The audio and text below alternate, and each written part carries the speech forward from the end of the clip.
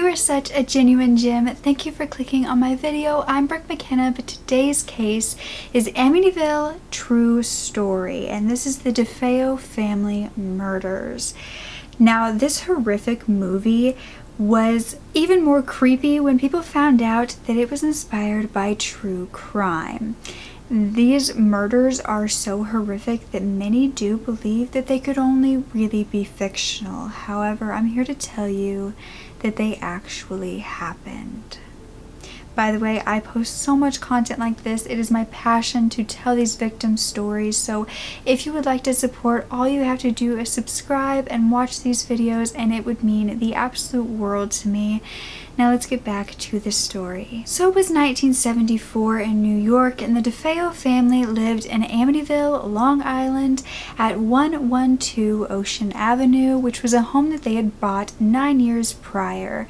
You see, the family was made up of parents, Ronald Defeo Sr., who was a car salesman, and they kind of had a whole business that was like a family business that was a car dealership, and so that's why they made their money, and that's why this house was kind of a bigger, more extravagant purchase. But his wife was named Louise, and together they had 5 children. The oldest was Ronald Jr., who was a 23-year-old. The next was 18-year-old Dawn, and then 13-year-old Allison, 12-year-old Mark, and 9-year-old John Matthew. This was a pretty normal family, or so it seemed, but that would all become completely different in 1974. It was November 13th, and an individual would walk into Henry's bar, which was in Amityville, and they would be exclaiming that they thought something had happened to their parents.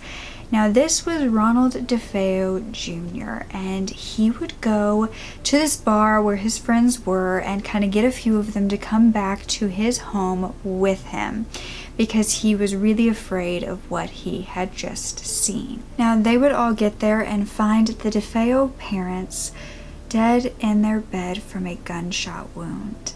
Now, a man in the group named Joe called the police, and when the police got there, it got even worse than they could have expected, because not only were just the parents deceased, so were the kids, the siblings, and all 6 members of the family besides Ronald Defeo Jr. were deceased and had been shot by a .35 caliber Marlin 336C rifle. These murders were thought to have happened around 3 in the morning, and both of the parents had been shot twice, whereas the children were only shot once. The second eldest to Ronald was Dawn, who was 18, and she had been shot in the face so close and so aggressively that the whole left side of her face had blown off. Now, it was believed that Louise had been awake at the time of the murders, and it was thought that she was the only one. It wasn't like she had time to react. It was just probably like she sat up to the noise of her husband being shot and was shot before she could really do anything. However, none of the rest of them appeared that they had even moved from their bed. Shaggy, their dog, was also alive and was chained to the boathouse and was barking uncontrollably. Now, at this point, Ronald was sobbing, and the police took him down to the police station for protection, because Ronald said he knew who had killed his family, and that it was a mob hitman named Louis Fellini, and that there had been a dispute between Louis and his family a few years prior, because Louis and his father were close friends, and at one point Louis had even lived with them and hid gems and money in their basement. However, apparently some sort of dispute had happened, they weren't friends anymore, and so Ronald feared that Louis had been the one to do this, and because of this, the police feared that he would be back for Ronald, because a hitman doesn't leave any survivors. If they're going to kill a family, it's going to be everybody. Now, Ronald made a written statement saying that early morning around 2 a.m. he was up watching a movie, and he even went back upstairs to his bedroom, thought he heard a toilet flush, and didn't really think much of it. I mean, having someone go to the bathroom in the middle of the night's not too odd, but he didn't hear anything other than that was strange, and he tried to go to bed, and it was around 4 a.m. at this time, and yet he couldn't go to sleep, so he decided to go to work early. He got there at about 6 a.m. to which everybody else at the dealership was saying that his father never showed up. And of course his father was the boss, so this was a little odd, but Ronald tried to call him, got no answer. And at around noon, he called his girlfriend to say that he would be over to meet her and talk to her. And before doing this, he actually went to talk to a friend, so it was about 1:30 by the time he got to his girlfriend. He had been telling his girlfriend that he couldn't really get a hold of his family, that they didn't show up for work, and even tried to use her phone to call them. However, after that, instead of going home, he decided to take his girlfriend to the mall like she wanted. Now, together with his girlfriend, he met some more friends and they did some drugs like heroin, and at around 6 p.m., Ronald decided to meet a friend at Henry's bar. At this point, though it had been all day, he still couldn't get a hold of his family, and he decided that it was probably a good time to go home. He needed to go check on them and see what was wrong, see what was happening. So he decided to go on his own to the house. And he wouldn't be long before he would barge back into the bar and be telling everybody, "You've got to help me. I think my mother and father have been shot." And this is when everyone rushed over and found his whole family deceased. They actually didn't look for his siblings at first because he had just said his parents, and Ronald was actually the one to tell police, "Look, my siblings are in there too," and that's when they found them. During questioning, because of course the only surviving member of a household needs to be questioned, he was very, very talkative, like over talkative. He was saying things like he did heroin. He was telling the police that.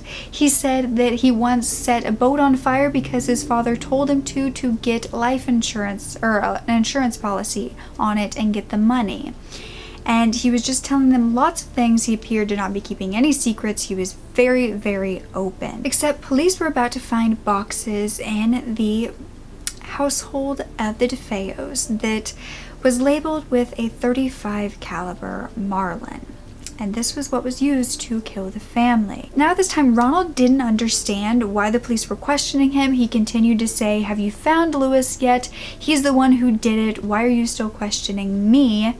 However, eventually Ronald started changing his story to Lewis actually made him watch him murder his family. Ronald would then go on to say, because like I said, he was kind of just someone who spoke without thinking. He would then say that Lewis made him shove the evidence into a pillowcase and go drop it in a storm drain to get rid of it. Eventually, though, this whole story would start to unravel, and by the next day, Ronald was confessing to the murders of his entire family. He said he started with his parents, standing at their doorway, watching them for a bit before shooting his father twice. His mother woke up and he immediately shot her as well. Then he went to his brother's room, and Mark had been shot almost immediately, shot dead, but John was actually twitching for quite a while. Then he said he went to Allison's room and she actually briefly woke up, but he shot her as well. Then he went to Dawn's room on the upstairs floor and shot her in the most brutal way in the head, but he didn't really explain why it was the most brutal. Now in Allison's and Dawn's room, there was so much blood that police didn't even believe they could have just been shot once. Like, it was that gruesome that they believed it couldn't have actually just been one shot. Ronald said after that he did shove the evidence in a pillowcase, put it in the storm drain, and got himself all cleaned up and drove to work like normal. At this point, they had actually found Lewis and brought him in for questioning, and he had a perfect alibi because he had been out of the state at the time of the killings. When Ronald was describing what he had done to his family, he said, "Once I started, I just couldn't stop. It went so fast." He would say things like, "I got to them before they could get to me," and yet he was also saying that they were defenseless, that they weren't able to come back at him. So it was just completely strange, but it would get even weirder from here. Ronald would be in trial, and he would be pleading insanity, saying that he killed his family because he heard voices in his head that his family was plotting to kill him. And he also was asked how he felt at the time of the murders, and he said he felt good. Yet the psychiatrist for the prosecution had kind of looked over him and gave him a psych eval and said that he had antisocial personality disorder and was aware of what he was doing at the time, and that he was also an abuser of heroin and LSD, which could have caused the voices, the hallucinations. But from jail, he would begin to say that the devil made him do it. Ronald said he went to sleep that night after doing some drugs, and when he woke up, he was listening to a war show, and he heard his family in the other room conspiring to kill him, and that is when a demon with black hands wearing a hood walked up to him and handed him the rifle. However, Ronald during all of this would say that he then committed the murder, not the murders, because there was multiple. And a criminologist came forward saying that they believed that there had been multiple weapons used and that the bodies had possibly been moved from the beds or from their original crime scene and put on the beds. However, on November 21st, 1975, Ronald was found guilty of 6 counts of second-degree murder and given 6 25-to-life sentences. However, a drug enforcement agent would come forward later saying that the Defeo household was actually under surveillance at the time, and that night he had seen Don Defeo leave the house wearing a jacket with a hood and gloves, carrying a gun which she threw in the back seat, and then drove to the point to the dock where she disposed of it, and this is actually where the weapon was found. Dawn's clothing was also tested, and it was said that unburnt powder was found on it, which meant that she had been firing a gun that night. However, some people say because of the close range that Ronald had shot her, it could have just been from his shot. Now, the Defeo's grandfather had actually been overheard telling Ronald that he wanted to hear no more of the girl and that Ronald was to take blame for it all. Now, the theory here was that Dawn and Ronald had conspired to kill together, and that Ronald had been too, messed up because of the drugs to actually do it, and so Dawn did it on her own, and then out of revenge, Ronald killed her. And this is why the grandfather, to protect their image, was like, no, you're not going to blame someone who's dead, you're going to take the blame for it all. But Ronald is at the Sullivan Correctional Facility, and all of his appeals have been denied.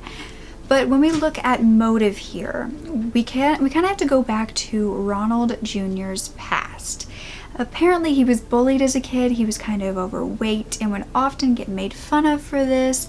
His father was allegedly also very hard on him and would often abuse him, and he was kind of the oldest child and would take most of the abuse. However, Ronald would later say from jail that his father was his best friend and was always there for him. But Ronald was often getting in trouble when he was younger, and his family even took him to a psychiatrist.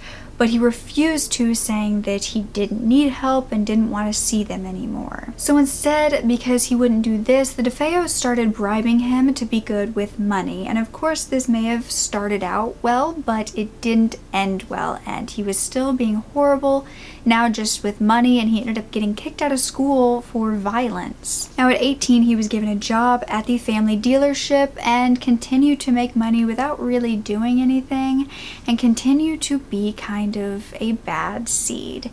Now, at one point, he started buying guns with all this money, and after a fight with his father one night, he put a 12-gauge shotgun to his head and actually pulled the trigger, but thankfully it didn't actually go off.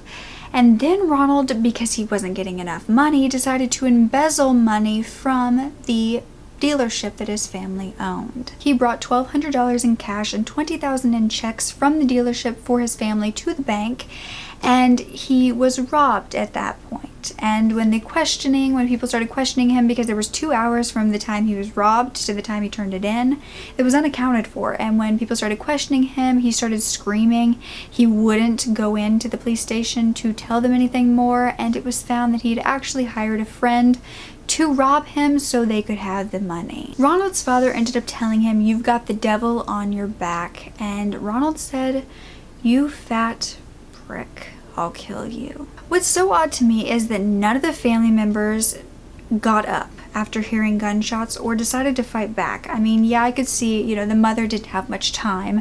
If she had just woken up to the gunshots, she was kind of disoriented, she wouldn't have time to fight back. However, if one of the other kids heard it, they would have at least got up to see what was wrong. You know, maybe not have fought back, but they would have maybe like looked out and seen if everything was okay, went to their mom because they were scared. I mean, some kids are scared of thunder. That's kind of louder than thunder. Nobody seemed to do that, and the neighbors, the strangest thing of all, the neighbors didn't even hear gunshots that night. They heard the dog barking, but they didn't hear 6 gunshots. Actually, it would have been more because the parents had 2. A test was actually shown where a shotgun was shot at the house and it could be heard from a mile away. So how did nobody wake up to this if they woke up to barking of the dog? That makes no sense to me. And it was also theorized that there were 2 shooters because there was no drugs, no sedatives in any of the toxicology reports of any of these people to like keep them there on the bed, to not have them running around in the house. And if only one person was going from room to room, there'd be more of a chance that they could get up and flee, rather than if there was 2 and they were kind of just getting it done quickly. That would have been harder to get away. I mean, it's also strange that the entire family was asleep on their stomachs. They were all found on their stomachs, asleep and shot. And yes, people sleep on their stomach, but does an entire family of 6 people all do the same thing? That's probably very unlikely, leading me to believe that maybe it was staged. Maybe they were placed like that. And the most baffling question you could ask is, was Dawn the accomplice? I hate to blame her because she was a victim in the end. And Ronald did say at first, or after a little while, that he had killed the parents, but Dawn had went and killed all these siblings. And Ronald wasn't expecting that. Apparently their plan was just the parents, so he tried to get the rifle away from Dawn, and that was when he had to shoot her to stop her. Her body was also theorized to have been moved because there was so much blood from the gunshot wound, and yet she had a white headboard that was completely clean. But this story has changed so much from Ronald. At one point he said that Dawn killed his father, and then his mother woke up and killed the kids, and then Ronald had to kill his mother to get her to stop. He said he didn't tell this version of the story first because he didn't want to talk bad about his mother. Then in 2000, Ronald met with an author of a book on this case. His name was Rick Osena, and he met with Ronald, who was in prison, who was then saying that he did the murders with Dawn and 2 friends named Augie and Bobby out of desperation because his parents were plotting to murder him. Dawn then murdered the kids to eliminate them as witnesses, and Ronald killed her for doing so. However, this was just another strange story that couldn't be proven. Now, there is a paranormal aspect to this case, and that is that the house made Ronald Defeo Jr. do it. That the house was the voices in his head telling him to do it. And this idea came from, it's shown in the movie Amityville Horror, and it came from an actual true life event, or so they say, of the next people who moved into this house. And that was George and Kathy Lutz, who had 3 children and moved in after the Defeos.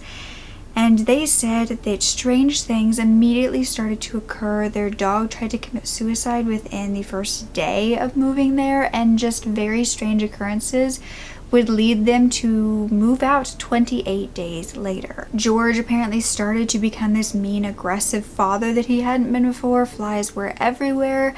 It was extremely cold, and they just had a very rough time. They've never really gone into what exactly that was, but apparently they all felt like there was a very dark, aggressive presence coming for them. And they actually, when they left everything behind and never went back for it. It was just all sold in an estate sale. Ed and Lorraine Warren, who are paranormal investigators, if you don't know, they went to this house, and Lorraine said that immediately she felt a dark presence and was just overwhelmed by it.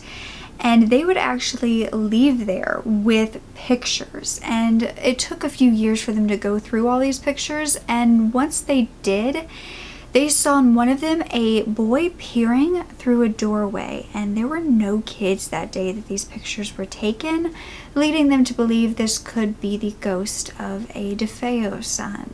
It's said the home might be on an Indian burial ground, which is said to bring up some ghosts and some paranormal activity oftentimes. And the Lutzes went on to write a book that of course turned into the movie we all know today.